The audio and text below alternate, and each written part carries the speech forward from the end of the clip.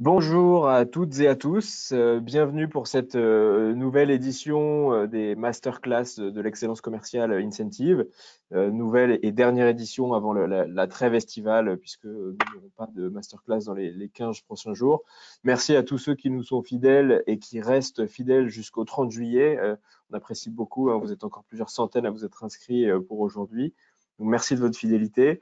J'ai le plaisir aujourd'hui de recevoir Marc Bousquet. Bonjour Marc. Bonjour. Alors Marc, tu es directeur des opérations Europe chez Accenture Technologies. Et quand tu as rejoint Accenture Technologies en 2015 à la direction d'Accenture Technologies, tu t'es très vite confronté à une difficulté qui était les modèles de leadership très standardisés qui avaient tendance à pousser les managers à se mettre dans des cases, dans des modèles de leadership qui leur ressemblaient pas forcément et qui, selon toi, n'étaient pas une bonne façon de faire et n'amenaient pas les bons résultats et mettaient les gens dans une posture de non-authenticité. Est-ce que tu peux nous en dire un petit peu plus à ce sujet? Ah oui, en fait, ça s'est passé un peu différemment. Je suis chez Accenture depuis 2001 et je me suis habitué à la grande maison Accenture qui est grande par sa taille surtout, hein, on est plus de 5000 aujourd'hui et c'est en 2015 effectivement que j'étais nommé dans ce rôle je suis rentré au bord de France et j'ai été nommé comme le directeur général de Accenture Technologies en France. Donc à peu près 4000 personnes. Et effectivement, beaucoup de gens autour de moi avec des intentions, mais nous, on était dans une forme de réorganisation. Et quand j'ai été nommé, je me suis rendu compte, et au même moment, nous avions une proposition d'un framework et d'une organisation de leaders voilà, une organisation avec une direction et une intention autour des caractéristiques des leaders qui me convenaient, mais je n'arrivais pas à comprendre comment j'allais arriver à transcender cette équipe pour en faire quelque chose enfin, un succès. Et en réalité, très vite, j'ai commencé à m'intéresser au modèle et au framework. Et effectivement, j'ai trouvé ce sujet. Et d'ailleurs, c'est ce sujet de framework qui m'a fait, ou qui nous a fait tous les deux choisir ce titre des leaders tricheurs. Parce que ce qui se passe, c'est qu'on va y revenir tout à l'heure.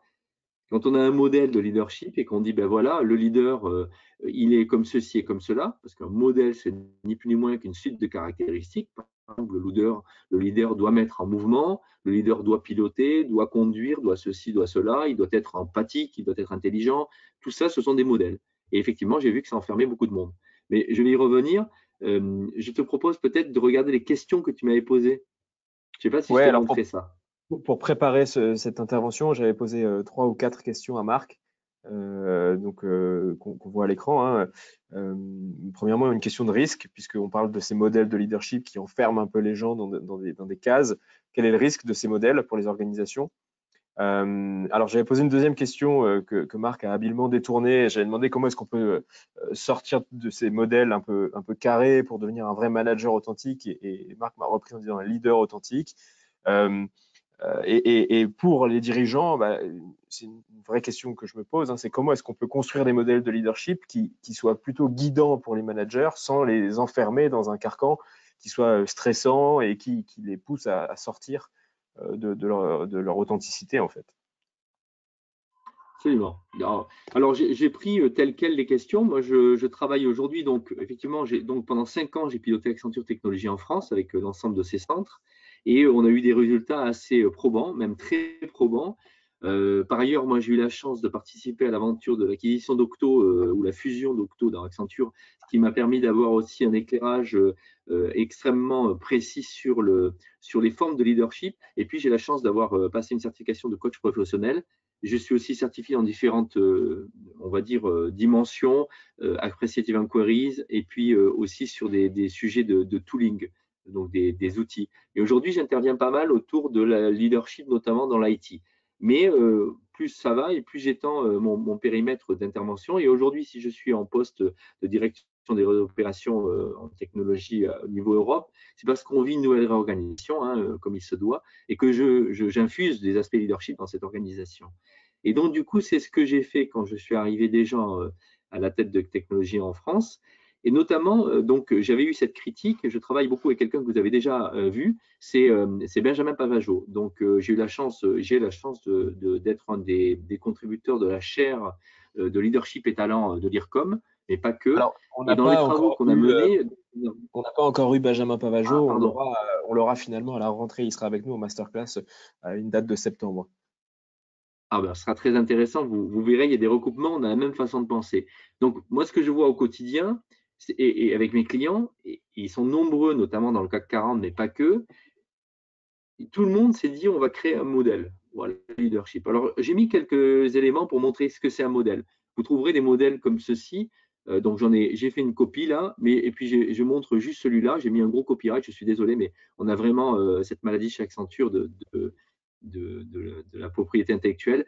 Voilà, ça c'est un modèle. On dit le leadership DNA, donc le DNA du leader, il doit être innovant, avocat d'une vision inspirante, il collabore dans l'écosystème, en dehors et en dedans du système, il exécute avec agilité et il personnalise son travail avec des individus dans un mode truly human, vraiment humain. Ça, c'est un modèle.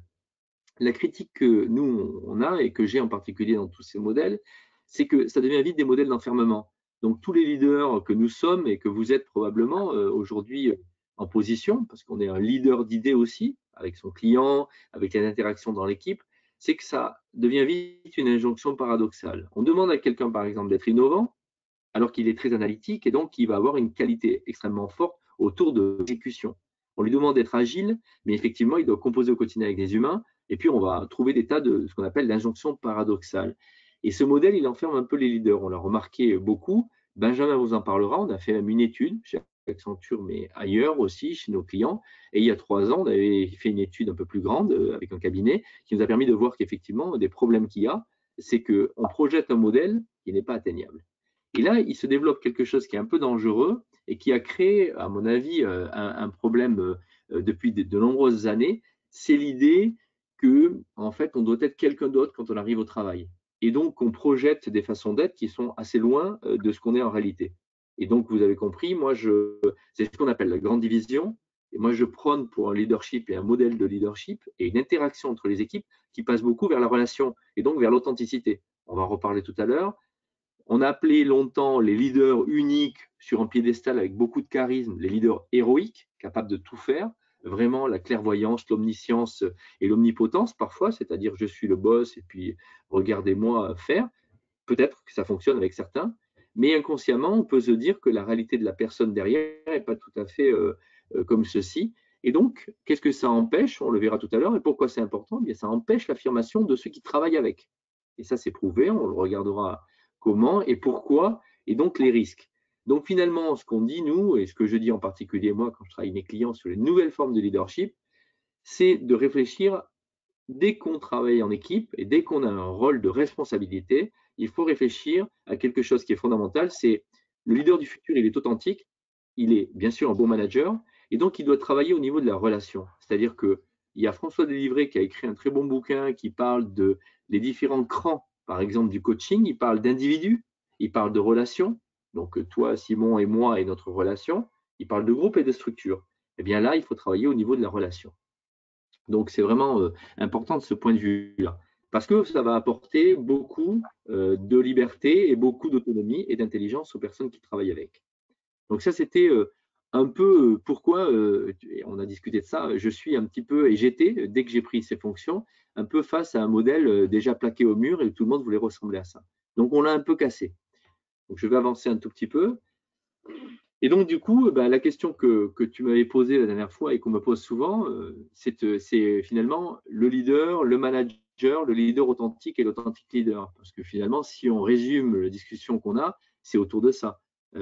Donc, j'ai mis ce slide un peu fourni. Je sais que vous prendrez quelques minutes pour le lire avec moi, mais juste pour dire, moi, je suis un adepte de quelqu'un qui s'appelle Henry Mintzberg.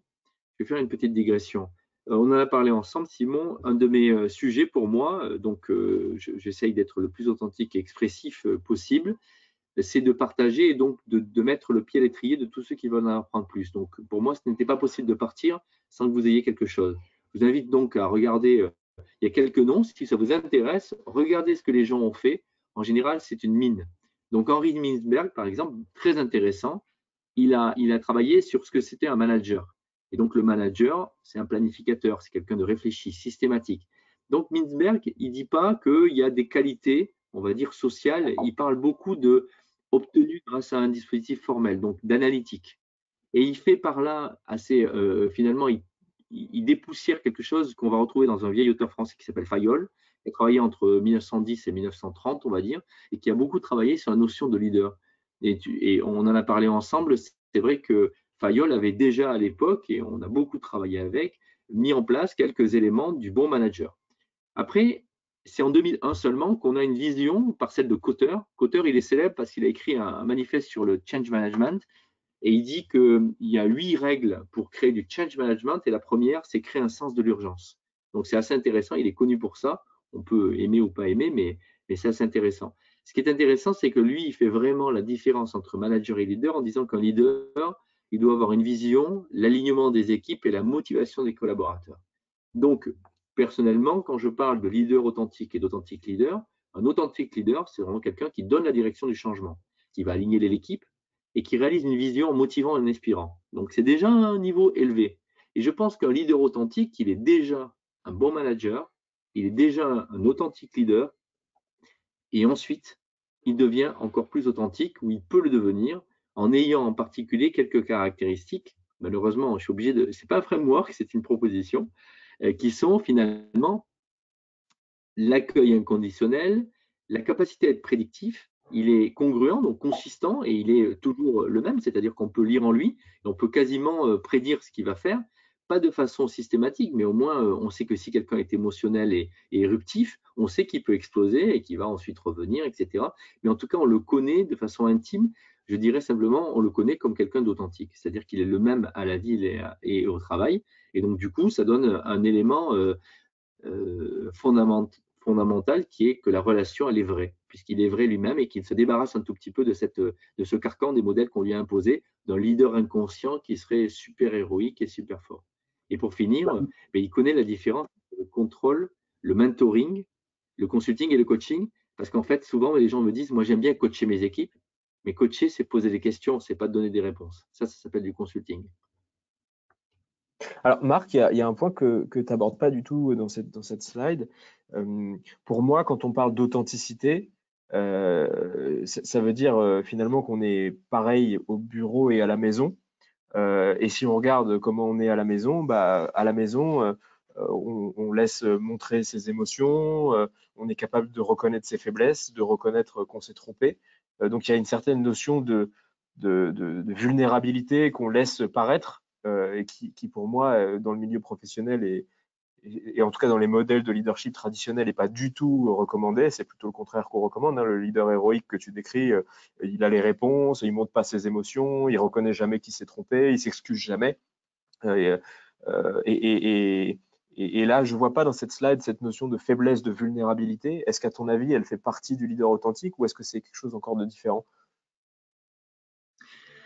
Non, elle en fait partie et c'est intéressant parce que donc en 2016 ou 2017, j'ai fait un gros changement dans mon codir à l'époque, dans l'équipe qui pilotait vraiment l'activité et on a encore accéléré nos revenus et nos sales parce que le problème s'est posé un peu dans les termes que tu décris, c'est-à-dire je me suis dit c'est marrant parce que si on va plus loin dans l'intimité, il faudrait que chacun expose ses faiblesses. Et j'ai réfléchi à ça et on a réfléchi avec un groupe de travail. Moi, j'aime beaucoup les groupes de travail, évidemment.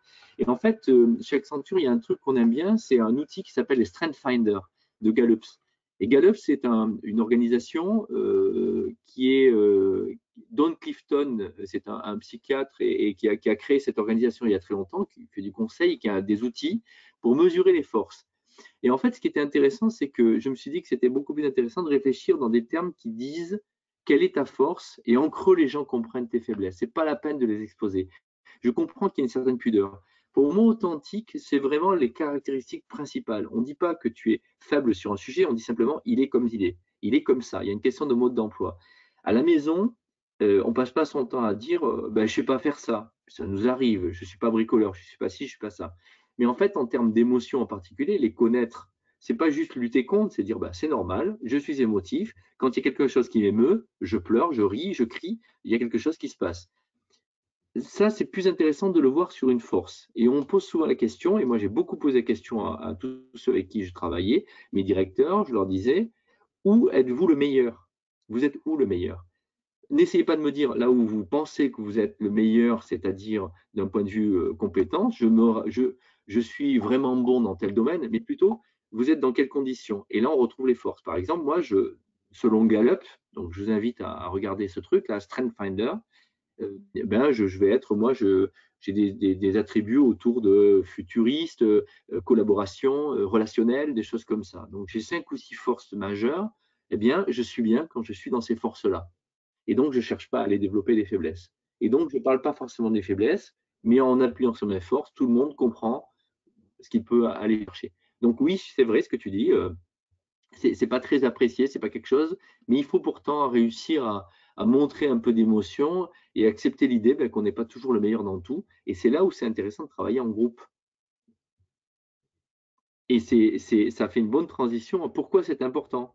Pourquoi c'est important d'être authentique? Ben parce que en fait, il y a un truc qui se passe, c'est que on peut enfin diminuer les risques psychosociaux. C'est la première chose qui m'a frappé. Il y a un travail qui a été intéressant, très intéressant fait à l'ESSEC et un cours à Stanford qui montre qu'il y a plus de 60% aux États-Unis dans les années 2015, plus de 60% des leaders qui souffrent de cette et qui ont des troubles psychosociaux hein, qui mènent au burn-out parce qu'ils veulent absolument paraître comme le leader absolument au-dessus de tous. Et donc, cette partie d'authenticité est clé. Il nous faut nous montrer aussi des points dans lesquels on n'est pas forcément les plus forts, sans dire c'est une faiblesse, mais c'est important d'avoir cette soupape. Et évidemment, la pression, on va dire hiérarchique, s'exerce aussi chez les subordonnés. Donc, vous travaillez avec des gens, vous êtes un malade, vous travaillez de 6 heures du matin à minuit, avec une passion peut-être, mais vous écrasez tout le monde par cette passion, et vous n'avouez jamais qu'en fait, vous avez besoin de beaucoup plus de temps que les autres pour travailler. Vous n'êtes pas obligé d'emmener tout le monde avec vous. C'est vraiment important. Cette authenticité permet aussi de pouvoir dire des choses. La collaboration et l'efficacité par l'intelligence collective est les clés. Et donc, quand on commence à établir des relations individuelles assez fortes, on crée cette dimension collective. Et j'ai mis en souriant même pour les experts et les commerciaux, je ne connais pas forcément la population des commerciaux, mais je connais bien la population des experts, motivés par une réussite individuelle, par une passion et par une envie, un KPI clé qui est ma réussite individuelle.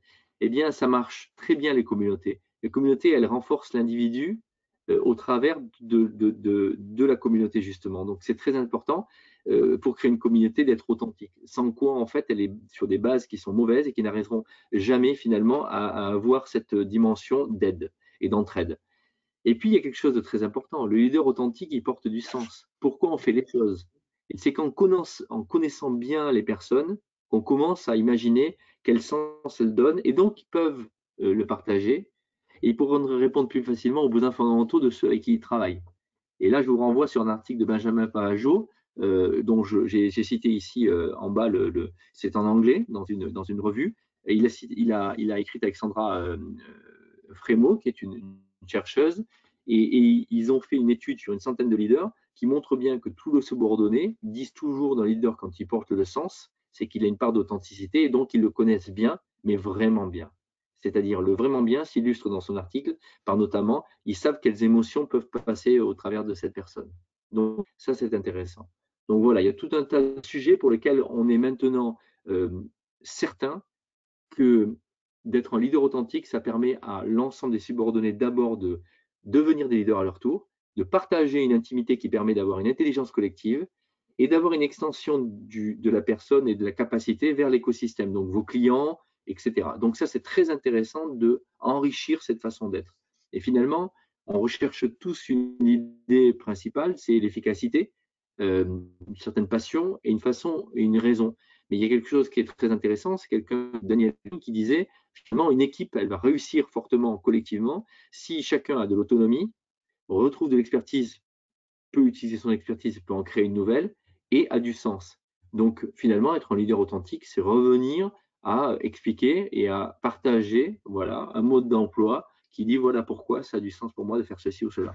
Et arrêtez de dire que parce que vous avez été élevé avec un KPI chaque semaine ou bien des milliers de tableaux à revérifier parce que vous êtes un contrôle fric, c'est pas comme ça que vous allez réussir à faire grandir vos collaborateurs.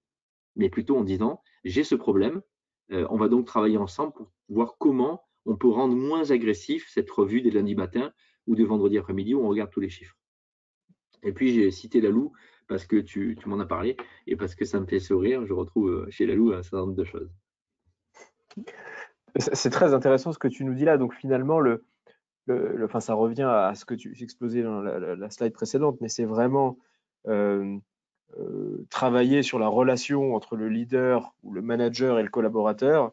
Et c'est vraiment ce que je comprends là, c'est que pour être un leader authentique, il faut vraiment se mettre exactement à l'égal de son collaborateur. C'est-à-dire qu'à aucun moment il y a une notion de subordination ou de hiérarchie, de contrôle, de domination.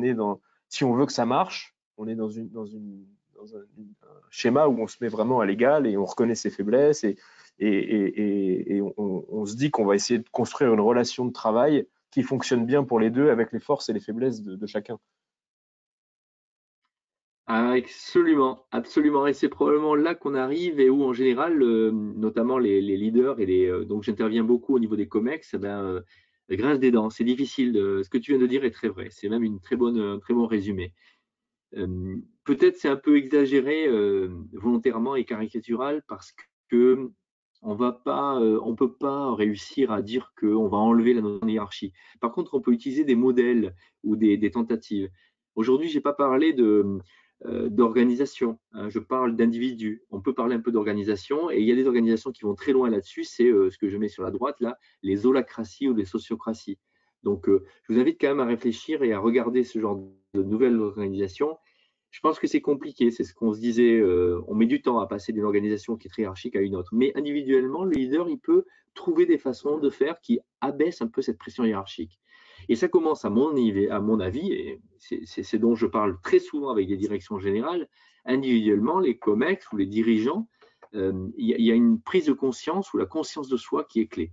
Donc la conscience de soi, c'est quelque chose qui est très important puisque on parle de ce qu'on projette vers les autres, de l'impact qu'on a, on parle de ce qu'on pense de soi, et donc on parle de l'amour de soi, et donc c'est très important parce que en fait, on va réussir en se connaissant mieux et en travaillant sur la conscience de soi, à montrer une part qui est en paix avec soi-même, c'est-à-dire oui, je suis comme je suis, mais on ne parle pas de l'asséner aux autres comme certains font, mais plutôt de dire écoute, je t'accueille, tu es comme tu es, moi aussi, regardons comment on travaille ensemble. Ça a l'air un peu fleur bleue, mais en fait, c'est vraiment les bases d'un leadership un peu éclairé autour notamment de la notion de co-développement. Donc, je parle ici, par exemple, apprendre le questionnement ou être coaché. Quand un leader peut me dire, et tu te souviens, on a fait l'exercice tous les deux, quel est son impact et ce que pensent de lui les gens, et qui commence à être vrai, c'est qu'il se connaît bien. Quand il se connaît bien, on peut être sûr que les autres le connaissent bien. Et quand tout le monde connaît bien, on est déjà dans la relation. Et là, on commence à avoir un modèle dans lequel la confiance s'installe beaucoup plus facilement. Ça, c'est visible et c'est apparu dans beaucoup des fameuses organisations gagnantes, en particulier les géants du web. Quand les géants du web ont commencé à mettre en place des mécanismes du type 20% de ton temps, c'est pour faire ce que tu veux, c'est à la fois pour montrer de la confiance, c'est pour montrer que les gens peuvent faire ce qu'ils veulent, mais c'est aussi pour eux le moyen de dire, regardez, montrez à tous quels sont vos projets. Donc quand vous avez quelqu'un chez Google ou même chez Michelin, puisqu'ils le font maintenant, et chez d'autres, qui vous disent, moi en ce moment, en plus de mon travail, je travaille sur tel sujet, le sujet en question montre bien comment ils sont et ils montrent qui ils sont. Et ils montrent probablement là une conscience d'eux parce qu'ils ont réussi à faire évoluer leurs besoins vers quelque chose qui est en plus du travail. Et ils ne viennent pas ramener un sujet, encore une fois, sur le travail. Donc, toutes ces mécaniques qu'on a mis en place, en fait, c'est beaucoup autour de prendre conscience de soi. Donc, comme on ne peut pas tous travailler dans des sociétés comme ça, mais moi, je vous invite à réfléchir à qui vous êtes et quel impact vous avez sur les autres et est-ce que vous êtes capable de répondre à ça. Après, il y a un style personnel qu'on peut mettre en mode. Donc là, moi, je pense que l'inspiration est clé. Il faut aller chercher chez les autres et il y a la mise en place de rituels, par exemple. Ça m'a fait beaucoup sourire quand les gens ont longtemps, enfin, ont glosé sur le fait que chez telle ou telle société, on se retrouve tous les soirs, on boit des coups. Ben, non, il n'y a pas de. Enfin, c'est des rituels. Si le boss, tous les vendredis soirs, organise un pot, ben, ça peut être très formel. Et puis, ça commence à être informel. Et puis, ça devient un rituel, un lieu de rendez-vous non obligatoire. Il faut que ce soit un peu informel. Et ces rituels vont créer une intimité, une sécurité pour tout le monde qui amènera à être plus libre. Et puis, on arrive à cette sécurité dont je fais référence, qui s'appelle la sécurité psychologique.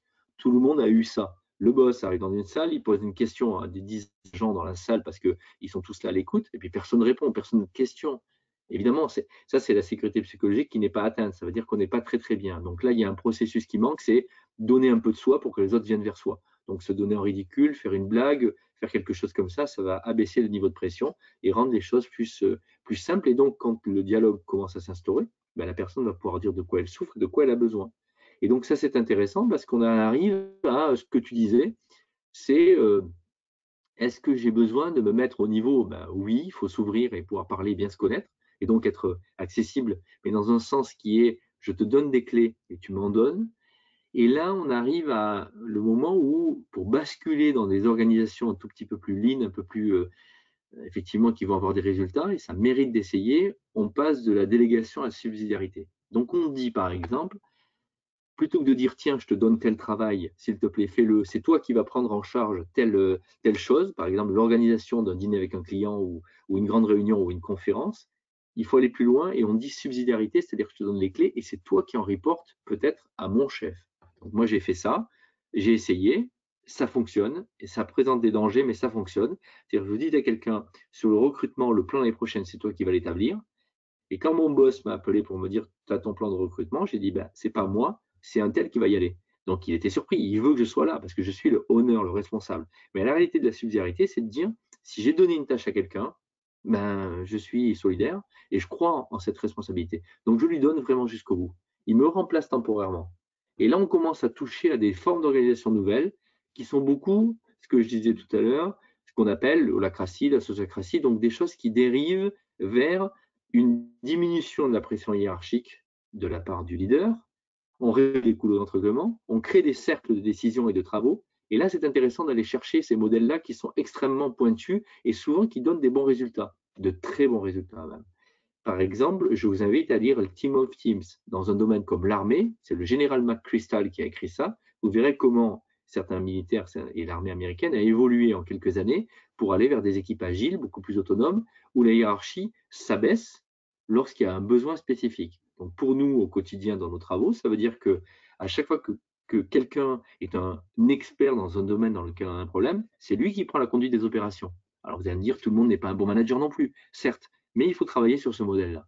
Donc, j'insiste un peu sur cet aspect-là, mais à mon avis, il est clé. Et tout ça, évidemment, est possible seulement si le leader est authentique, parce que sinon, ce qui va se passer, la première chose que disent les subordonnés quand on commence à rentrer dans un modèle un peu plus souple et donc plus adapté, on va dire, aux besoins de chacun, la première réaction, c'est il est cynique.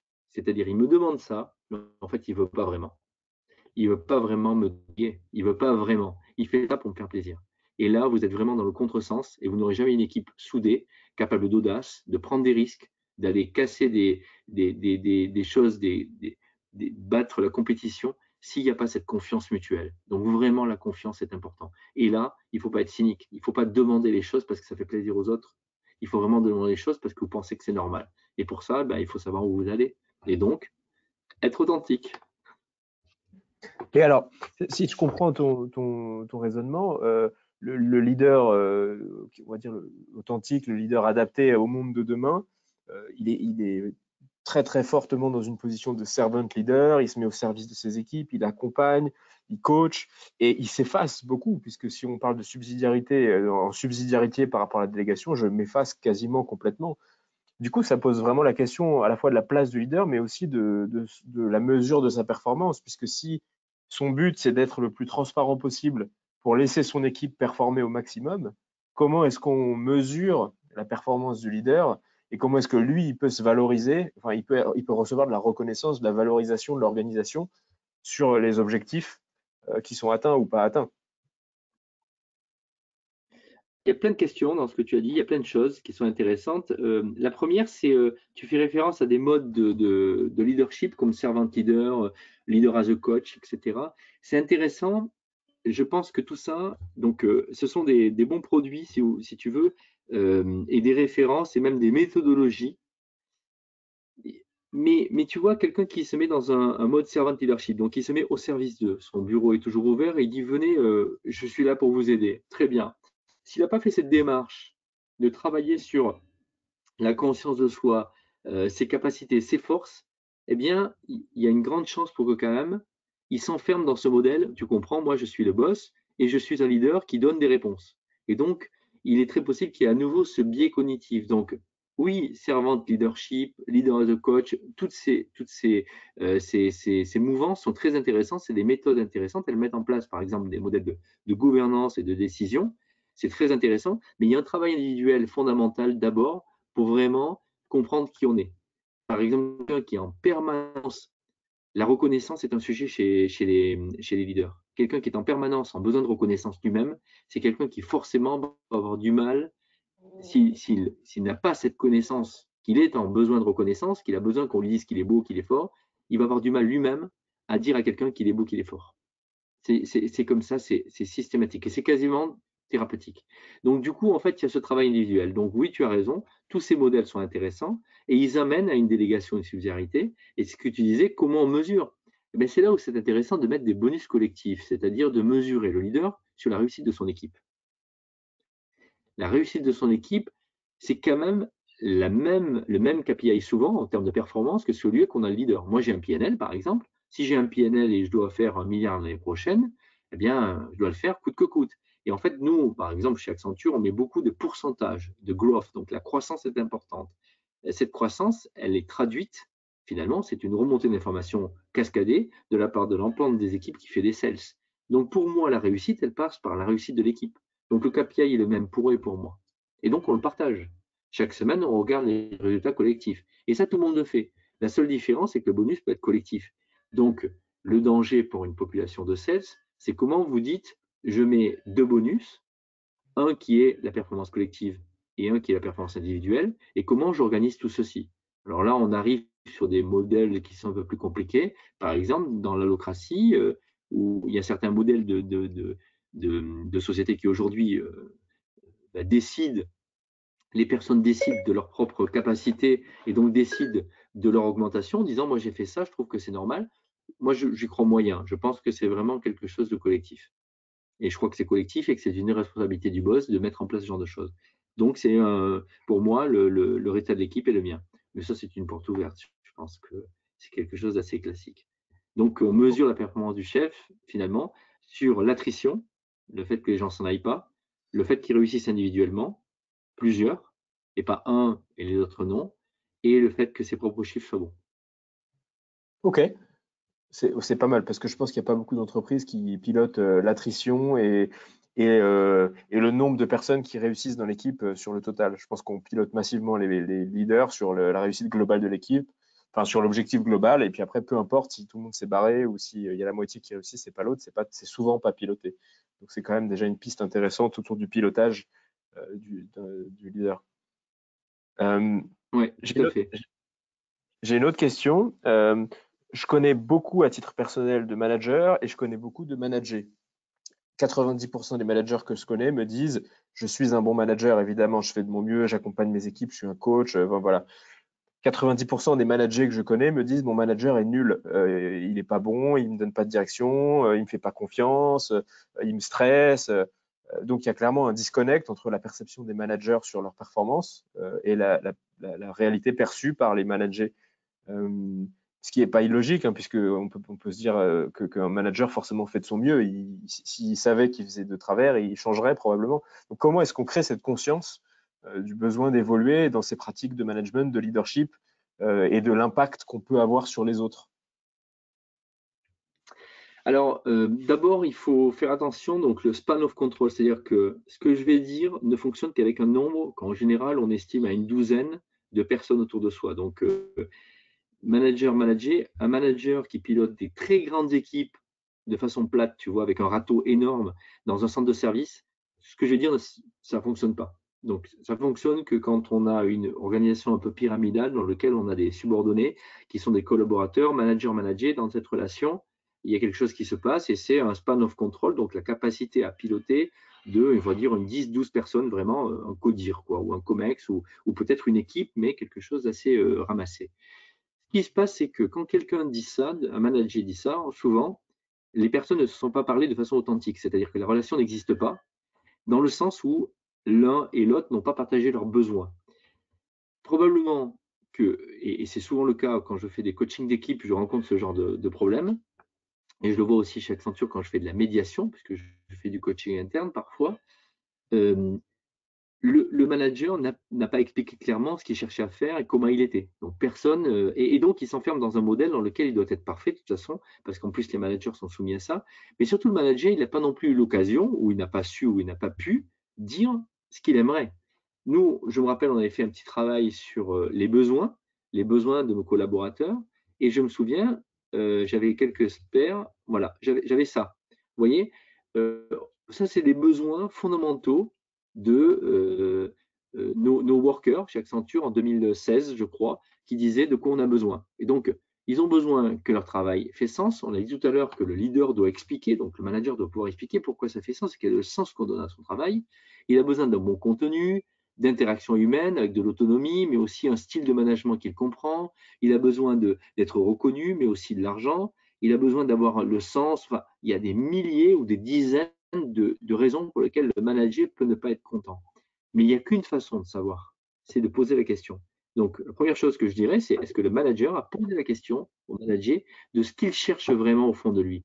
Qu'est-ce que c'est pour lui un bon manager? Et la deuxième chose, c'est est-ce que le manager a dit ce qu'il cherchait à faire? Moi, mon travail consiste à faire ceci. J'ai un objectif dans la boîte, je dois mettre en place cela, je dois avoir tel résultat, on me demande ceci, il y a ça que j'aimerais faire de moi-même, et en plus, je me rajoute ceci parce que ça a du sens pour moi. Donc, l'explication, elle est clé. Et l'explication, elle commence par la base qui consiste à dire, voilà pourquoi je fais mes choses. Et donc, souvent, cette réaction entre manager et manager qui arrive, bien sûr, chacun dira, ben oui, il a besoin de reconnaissance, il a besoin de prendre sa place, etc. Ben non, pas seulement. Il a surtout besoin de comprendre. Le manager a besoin de comprendre son manager, et le manager a besoin de comprendre le manager. Et cette relation, elle est importante. Et là, on touche ce qu'on appelle le reverse coaching. Le manager doit aussi poser des questions ou faire réagir le manager pour lui faire se rendre compte qu'il n'est pas sur la bonne voie. Par exemple, il m'arrive souvent de voir ou de conseiller à un manager de dire pourquoi tu fais ça? Pourquoi tu fais ça? Ben, vous verrez que très souvent, et tu verras, pose la question à tes copains, tu verras, ils n'ont pas forcément posé la question en balayant le truc en disant non mais de toute façon il est trop con ou bien non mais tu comprends il ne supporte pas qu'on le contredise.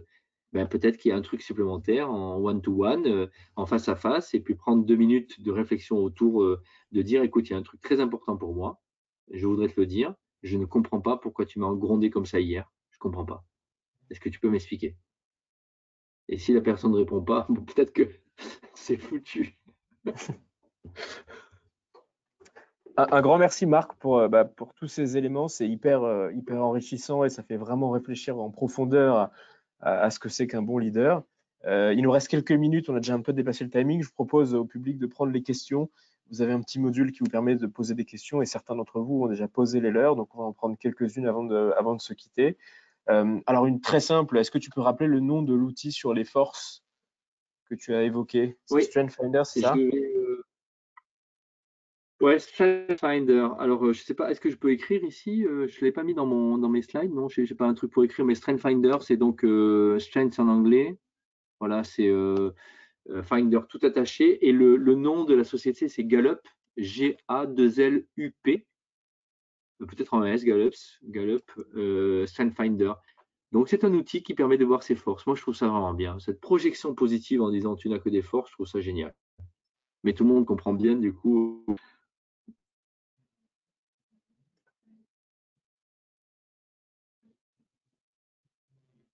Ah, je crois qu'on a perdu la connexion avec Marc.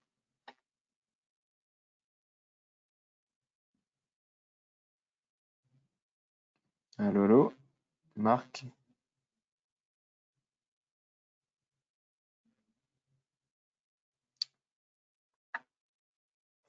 Eh bien, écoutez, je crois il est temps pour nous de conclure puisque Marc a disparu, nous avons perdu la connexion avec Marc. Un immense merci de votre fidélité. Ça fait maintenant plus de 3 mois qu'on organise une masterclass tous les jeudis midi. Vous êtes chaque semaine plusieurs centaines à nous rejoindre. On va faire une pause pendant la trêve estivale et on reprendra un peu plus tard que la mi-août les masterclass. Vous recevrez vous recevrez des informations, des invitations à chacune de nos masterclass. Quelques mots peut-être sur Incentive avant de se séparer. Pour ceux qui ne nous connaissent pas, Incentive, on est éditeur de logiciels. Si vous êtes directeur commercial, vous êtes à la tête d'une équipe commerciale de taille importante, vous avez probablement de nombreuses transformations à mener avec votre équipe, que ce soit un nouveau CRM à déployer, des nouvelles méthodes de vente, une démarche d'excellence commerciale à mettre en œuvre, une démarche de manager coach à mettre en place avec vos managers de proximité. Toutes ces transformations qui s'accélèrent et qui deviennent encore plus vraies dans une période de profonde incertitude, elles sont difficiles à mener et elles sont surtout difficiles à amener jusque sur le terrain et à faire adopter jusque sur le terrain. Et Incentive, on est éditeur d'une plateforme qui vous permet de vous assurer que ces transformations, elles vont se déployer sur le terrain jusqu'à vos managers, jusqu'à vos commerciaux avec beaucoup de succès.